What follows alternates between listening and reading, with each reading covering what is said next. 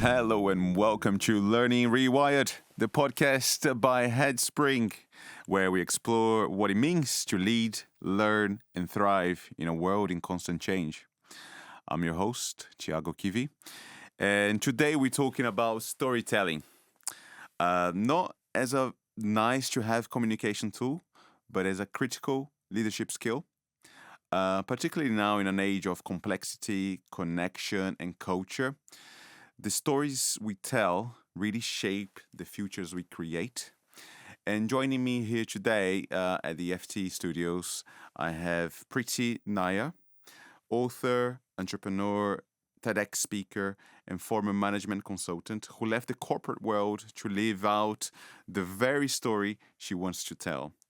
So she worked with global organizations to help leaders unlock the power of narrative to inspire change, connect with purpose, and lead with authenticity. So if you're a senior HR or an L&D leader or a business leader trying to build a more human-centered leadership, you will want to lean into this conversation. So Preethi, welcome to Learning Rewired. Thank you, Tiago. Preethi, first of all, I want you to tell me the story about yourself. Yeah. So who are you? How did you end up here today? Okay, so I'm Preethi Nair. I am a storyteller. So ever since I can remember, all I ever wanted to do was to be a writer. But I became a management consultant instead, working in strategy and change. And it's not that I didn't enjoy my job. I loved my job. Well, I wouldn't say I loved my job. I liked my job. But we were very data heavy. And I thought there's a different way of doing this because data is always telling you a story. And what is the story?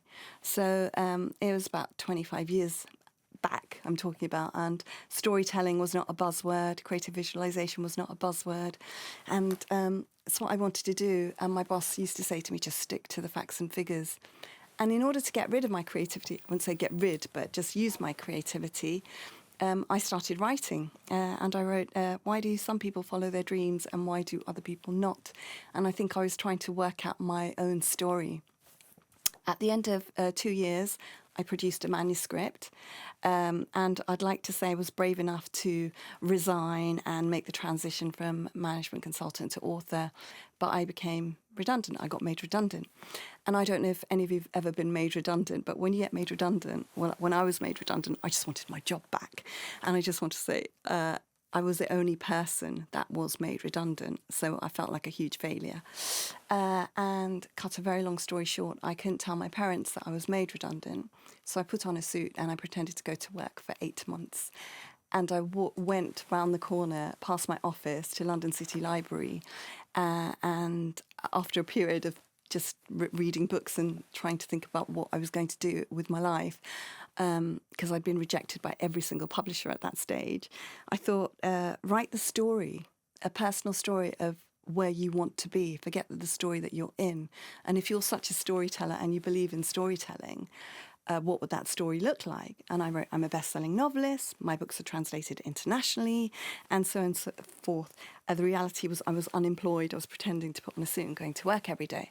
And then I thought, okay, so what's the strategy? So if you break it down and you were advising a client, what would you say to them? So you've been made redundant.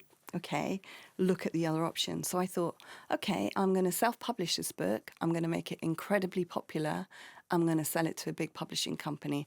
And I was very strategic in that decision. So I learned everything that I could about self-publishing. I realized that public relations, PR, was a fundamental part of getting a book out because I put all my money into self-publishing. I didn't have enough money for a PR person. So hugely creative. I took out another piece of paper and I thought, right, write the character description of the best PR person that you would want. And I wrote down the name Prue because that's what my brother calls me. And in my mind, she was everything that I wasn't. She was blonde, she was fearless, she was feisty. She didn't care about rejection. So I promoted my novel under this alter ego alias. I'm not going to tell you the problems I had running 2 businesses from a back bedroom pretending to go to work, otherwise we'll be here all day. But after 2 years, I managed to get the book into the book charts. and I signed a 3-book deal with HarperCollins. My alter ego publicist was shortlisted as Publicist of the Year for the phenomenal job that she had done on my first novel. I couldn't go to the award ceremony because I thought, God forbid I win. I can't thank the various parts of myself who've been just absolutely fantastic to work with. I didn't end up winning, but my publicist, the publicist who won, was my publicist at HarperCollins for the next 5 years. And so I had learned a tremendous amount from that journey, just about being creative, being able to walk into any story, being able to change the narrative. And what I really wanted to do was to take creativity, storytelling into organizations. And I was quite firm in how I wanted to do it. Like, I wanted to take leaders so far out of their comfort zone, because life happens outside of your comfort zone. Creativity, innovation, all of that happens outside of your comfort zone. And many leaders speak about wanting to innovate, but before you have innovation, you need to create a culture of failure, and you need to be able to fail and know how to fail and reiterate and start again. So I'm going to be completely honest with you. So how I started the business was I just to put out, you have to imagine that I was in fairyland for 8 years, writing full time at this point. And I, like how I do most things, I decided to do it. I ran an open workshop, and someone who ironically was at the bookseller moved to the Financial Times, and they decided to write an article about me, and thinking it was incredibly innovative. We're talking about 15 years ago. And my client base came immediately. I had no company, I had no structure, I had nothing. And I ran home and went to speak to a friend who had who knew about websites. And I said, can you put something together for me to make me look big? And my client base came immediately, bankers and lawyers. And when I began initially, it was a complete nightmare. I'll tell you why it was a nightmare. Because when leaders say they want to innovate, they want to do something different, they want to come out, they don't very often want to come out of their comfort zones. So my first client was an investment bank, and it was an off-site in St. Moritz. And it was one of the worst experiences professionally in my life. So I had a great group of 8 men on the board, very, very senior people. I'm teaching them about vision, storytelling, adapting their vision for the bank for the 2 years in storytelling format.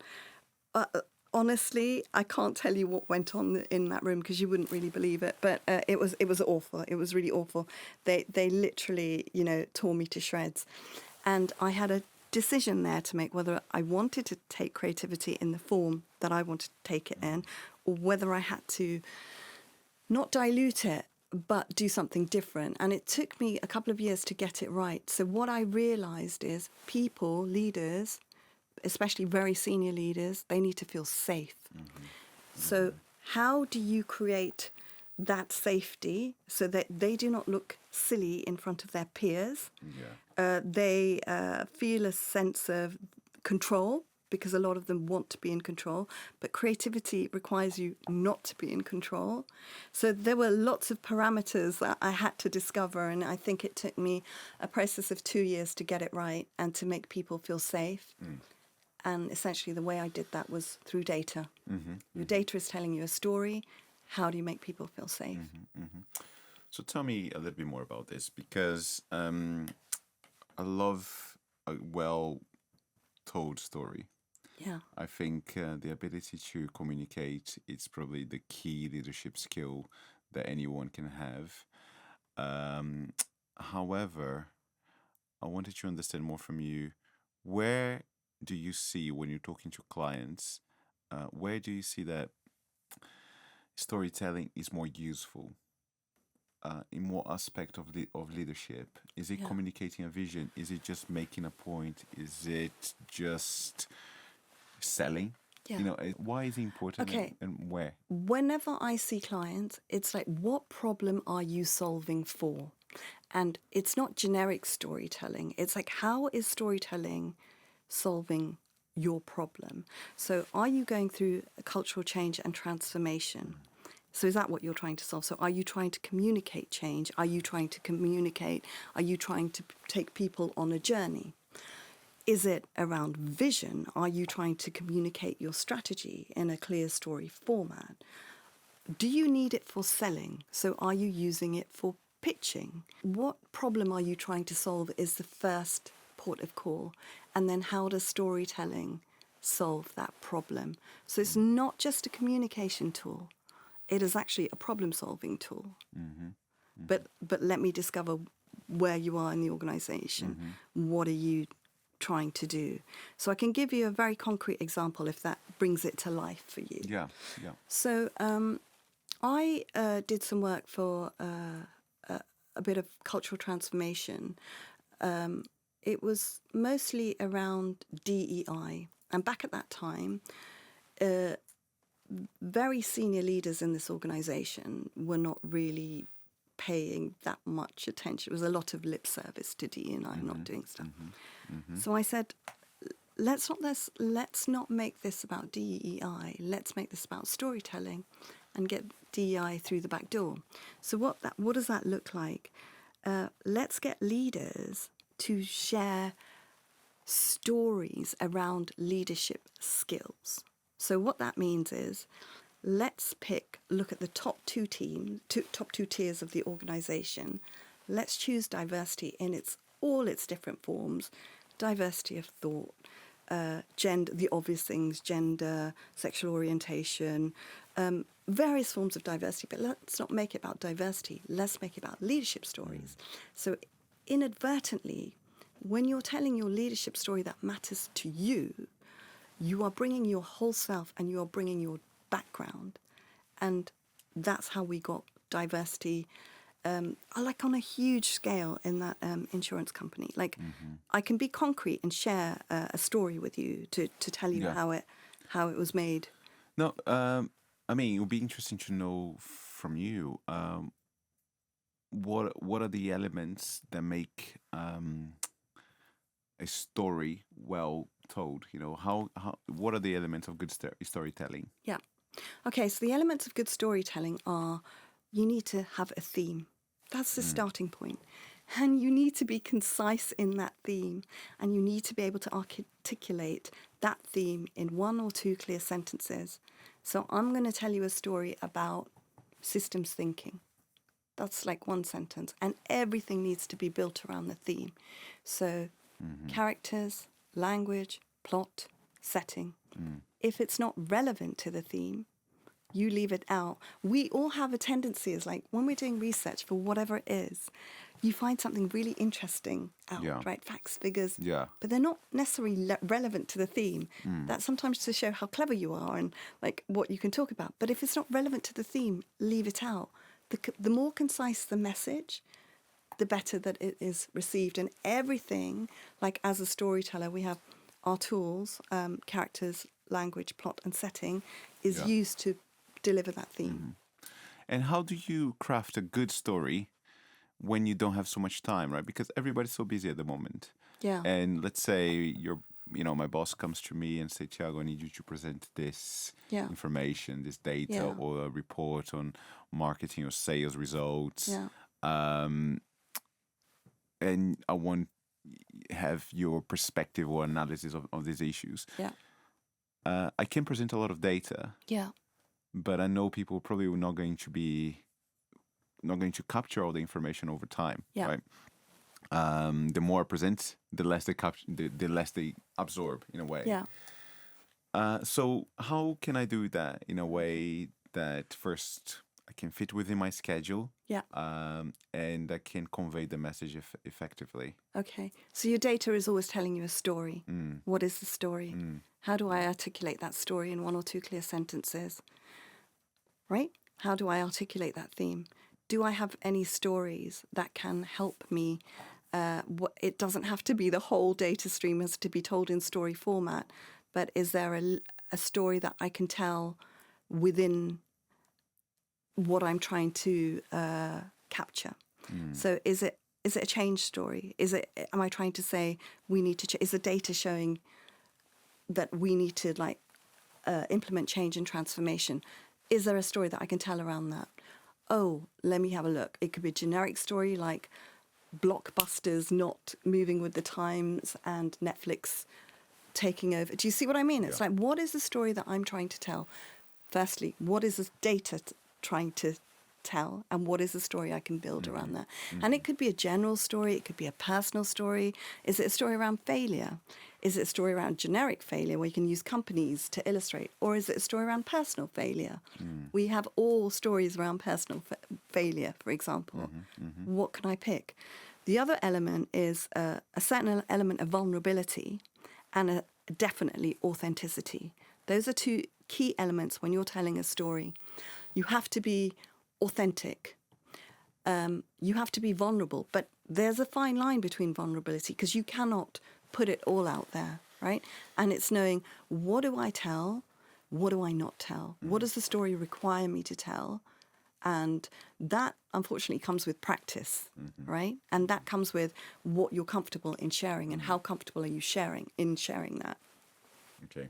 No, you just mentioned vulnerability and reminded me of a situation where I was part of a leadership program, and we had this great speaker who was an athlete and, quite a well-regarded athlete at the time. And I remember at the end, he was showing some of the challenges, but I think he went a little bit too far when he started crying, reminding him, about these challenges. And I think he lost a little bit of the audience there, part of the audience. I think some of the audience. Yeah. And I think it's about balance, as you said, with this aspect of vulnerability, because you want to show that you've been through challenges, but at the same time, you don't want to lose the audience or kind of become too emotional. There is also a piece around storytelling about knowing who your audience is, right? And reading the energy and the space between.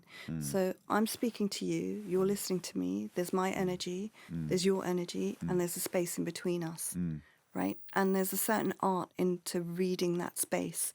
And as a storyteller, what does my audience require me to hear? Not necessarily, it's not about me. It's not about what I need to share, but what am I sharing that is useful to you so that you can learn something. I wanted to know your opinion on attention, particularly, this fight that everybody has, every single brand has for attention.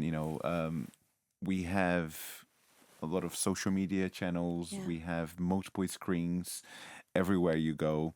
And it's very hard to grab people's attention nowadays. People's attention span nowadays is very short. So how do we keep people hooked in what we have to say, particularly if we're trying to communicate something important, perhaps a change in policy or a change in something that a company wants to do, a change in strategy? How do we keep people engaged and hooked into that? Yeah, I think storytelling is all about creating connection, and it is how do I create the connection between what I'm doing as a company and my audience, or is it as a leader and my team? So how am I using storytelling to create that connection? And very often is through emotion.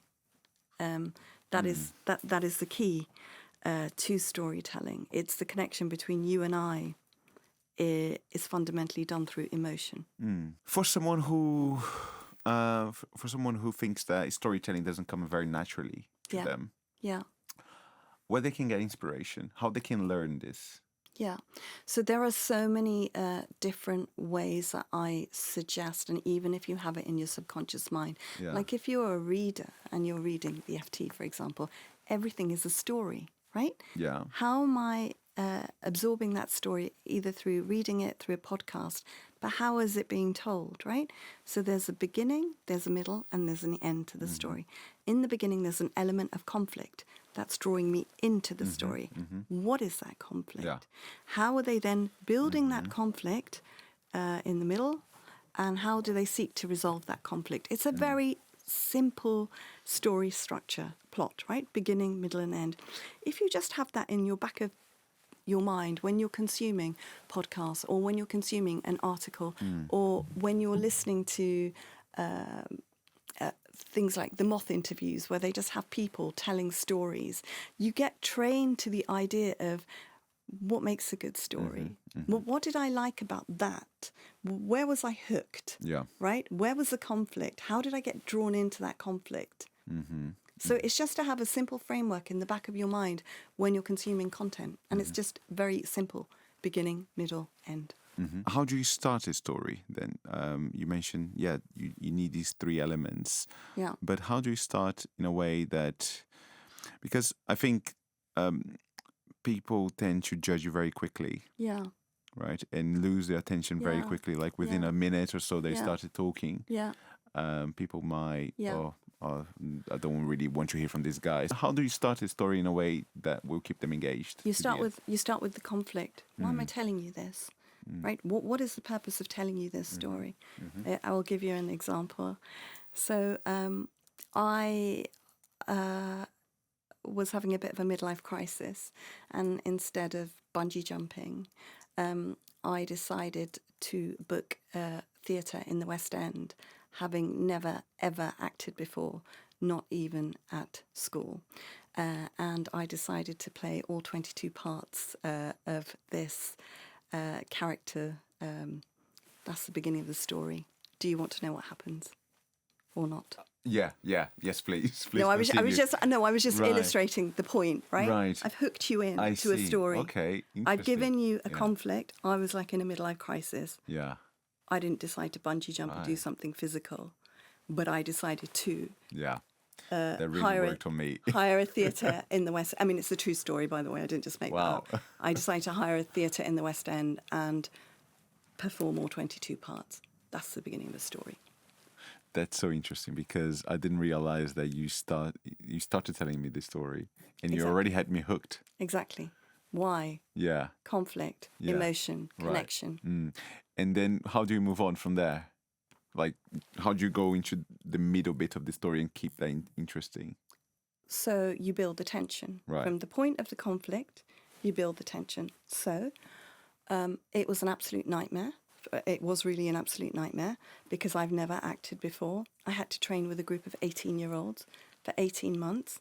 I was only going to put this show on for one day, but everything was at risk for me. Like I work with corporates, right? It's like, so you're going to put on a one-woman show in the West End. You've never acted before. Invited a whole load of people. Building conflict. Are you still with me in my story?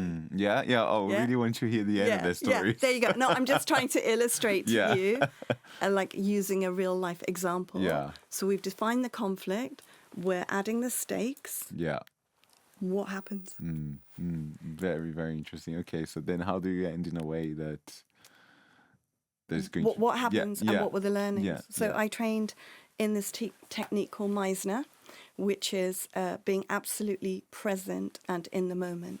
So what that means is it's reading the energy in the room, reading the energy between you, myself, and that energy that I was talking about. So if an audience member comes in late and you're angry with the fact that they've walked in late and you're in the middle of your performance, you direct your line to them to show that you're angry, and that's authenticity. You don't skim over things and pretend that that's okay. I can illustrate how that works in so many different corporate contexts, so we'll leave that for now. But anyway, so what happens is you're being authentic and you're in the moment. So I trained in this technique for 18 months to do this one show. Before I went on stage, I was sick 7 times because I thought, what the hell did I... Makes no sense commercially, it makes no sense. Why did I do this? Anyway, did the show. The show sold out. We were invited back, my director and I, to produce another run of the show, so another week of the show, and it kept getting bigger and bigger. And then we were offered a 400-seater theatre in the West End, in Leicester Square. I'm not an actress. It's not my desire to be an actress. I like to push my clients out of their comfort zone. And in order to do that, I need to move out of my comfort zone, right? That's why I did it. Anyway, the producer of The Crown came to see it, and she optioned it for television. So that's how that story ends. Wow, amazing. But the learning of that story, because every story needs lessons learned, Yeah. and what did I learn from it? I learnt about presence. I learnt about authenticity. I learnt how to take that back into my corporate work and how to teach it. And there is nothing I will ask my clients to do. A lot of creativity is about coming out of your comfort zone. Yeah. A lot of innovation is about that. A lot of it is also creating a safe space, and how do you take people along a journey but push them really far. I can do that because I've done it. Right. Yeah. And usually, what is the most typical mistake that people make when it comes to storytelling or communicating or even creativity? Yeah. Where do you see, particularly people in the corporate world, Yeah. really? So the biggest mistake leaders make when telling a story is not sticking to the theme. So it's like I was telling you before, that they find different information that they think is interesting, but it's not relevant. So if it's not relevant to the theme, like, gear everything that you have towards getting the theme out. And if it's not relevant to the theme, that leave it out. The second biggest mistake is around authenticity. Like, be yourself, everyone else is taken, right? Don't try to be somebody that you're not. I have a lot of leaders come to me and say, if I show vulnerability, then it's going to look like this. It's not going to look good. If I think the senior executive team need to hear this from me. I think, there's a lot of exterior dialogue that comes into it. And so they lose their voice and their sense of authenticity. Authenticity is key. You mentioned prioritizing the theme and sticking to the theme. My own approach is slightly different. I tend to focus more on the audience, right? What the audience wants to hear or what the audience needs to hear, right? What is relevant for them, not necessarily relevant for the theme that I'm promoting or that I'm talking about. So, I don't know. I come from a journalistic background as well. So the way I learned to write a story is think of the story as if you were explaining this topic to your grandmother, for example, right? And I always have that in the back of my mind when I'm explaining something or when I'm writing something, just to make it very accessible. And sometimes I compromise a little bit on the theme because I think that there are things such as, there are narrative techniques that you can use to kind of build more, to make it more relatable, make the story more relatable. So I think more about the audience. So from your perspective, how important is the audience there as well? Like, how much in consideration should you take when you're preparing for a presentation or preparing for a pitch and you have an audience? Audience is fundamental, but the message is even more important, right? So what are you communicating to them? Why are you communicating to them? You have to have something to communicate, right? So yes, the audience is important, but what is the message that you want to communicate? And that's why I start with theme. And then I work with the audience. Who am I communicating to? So a group of 5-year-olds is very different communication to a group of senior executives, but you could still be teaching storytelling, right? So, but what am I trying to teach them about storytelling? So audience is fundamental because that informs your language. Yeah. And how do you understand your audience? Like what kind of things do you do, for example, before a pitch or some project that you need to present, for example? How do you research about the audience? Yeah. My audience is like, if it's around storytelling, what problem are you solving? Why are you using storytelling and what do you need? And so it's like, so if it's a company, I'll go and do a lot of research about the company. Or if I'm meeting with the leader, I'll do research about the company and the leader. So it's like gathering as much information as I can about the individual or the company. If it's like a keynote speech, like, what do I think the key message is that the audience needs to hear, right? So I'm sharing a story, but what in that story do they need to hear? So that's how I work it. And you mentioned a lot about the energy between you and and the audience or the person that you're talking to? How do you kind of get there? Especially now virtually. Yeah. You know, a lot of communications are done virtually. Yeah. And people might be, I don't know, looking online, looking at all the tabs, have multiple tabs open. And that's very often the case. Yeah. And sometimes they don't have their screen on, right? So you have the name and the participants, and like you're like, okay, camera's on. Yeah. It's much more difficult to do virtually because to sense the energy in the room. I do it through questions. I do it through, I have to do it through asking, like, what have they heard? I do it through, like, gauging the interaction. It's far more easier when you're in a room and you can actually read the energy of the room, right? Yeah, absolutely. Probably this interview would be very different if you were on Zoom. Yeah, doing it virtually. Yeah. Let's say if I have an assignment, or if I'm a leader who just wants to start developing this skill a little bit better. Yeah.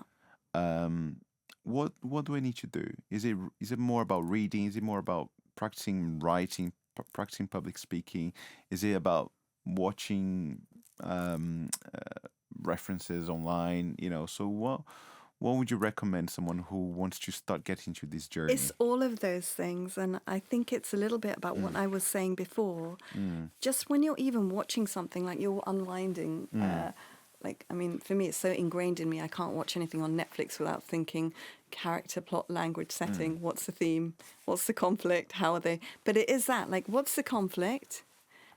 How are they building conflict? What's the resolution? Just to have that in your mind when you're consuming any content, right? What's the narrative? And then the second thing is, it's just practice. It's practice. What feels comfortable? What doesn't feel comfortable? Where am I in situations where I could test this and push this with no judgment? I think when you feel judged, and you tend to shrink when it doesn't go very well, but where am I in a safe space that I can actually test this out? Or in a team meeting, can I try it with a story? Can I do things a little bit different? And do you have any examples where something wasn't working really well in a business, for example? I don't know, the CEO wanted to communicate a new vision or a new strategy or change management. Yeah. And through storytelling, they were able to change that. Any examples? Yeah, I've got two really good examples. One of them was a CFO who wanted to communicate systems thinking. And I was like, his way of doing it is, it's on our vision statement, it's in our literature, it's done through our computer systems, but no one's really paying attention to it. And I was like, okay, so what does systems thinking mean? I don't understand in this corporate context what it means to you. And because he just took it that everyone knows what systems thinking is. And in this particular case, it was when you're making a deal, think of all the parameters of that deal in terms of a system. Who are your competitors? What is the bid? What system are you playing in? So that's what systems thinking meant to him. I don't think a lot of his team understood that. So we took it really back to his personal story, which was an incredible personal story that he had. And he broke it down. We broke it down together. And we filmed his personal story, ending with the message of systems thinking at the end of it. And we filmed it in 3 minutes. It was the most viewed, how do I call it, interview. We filmed it above all the town halls. It was passed around thousands of times because it was so personal and it was so vulnerable. And it showed why he thought in terms of systems and how his career was all built around systems thinking and where he had come from. It was such a personal piece of storytelling. It's probably one of the pieces I've loved the most because it was human, it was vulnerable, not too vulnerable, but shared who he was and why he thought the way he thought. And the success of that story through the metrics.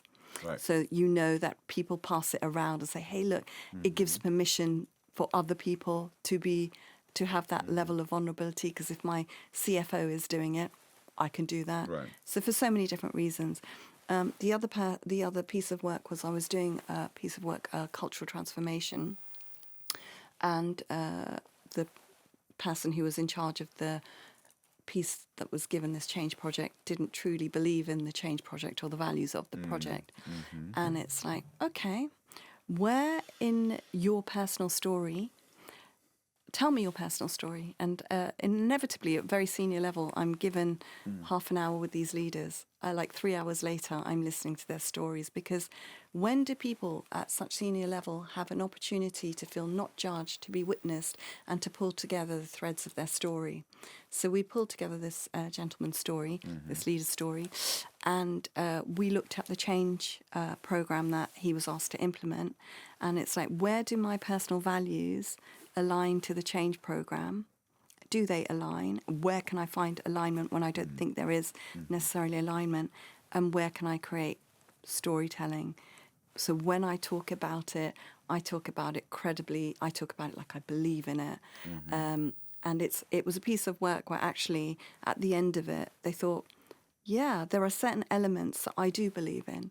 And so when I talk about it, it is credible and it's authentic.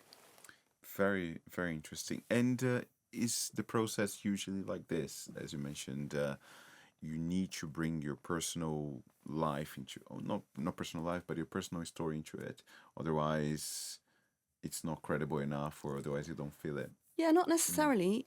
When it's personal, it's authentic. It's you're bringing some of yourself. But if people don't want to, if they want to leave that part of themselves at home, that's entirely fine as well.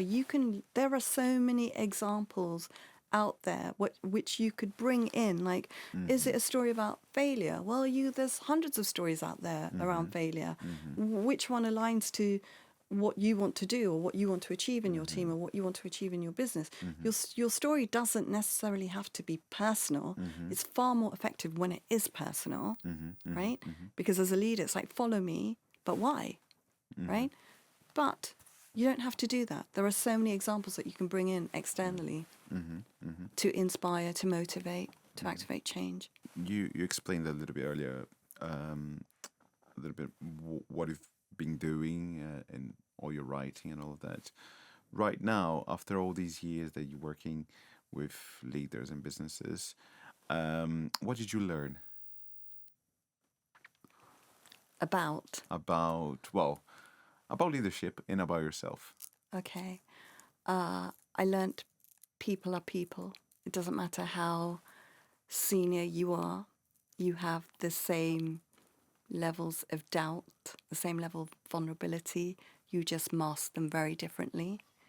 That's the biggest learning. I learnt that all is not what it seems. So I have had so many interesting conversations with incredibly senior people.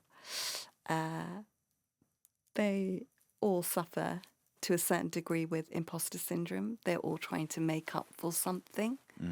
That's the biggest learning that I've learned around leadership. People are vulnerable.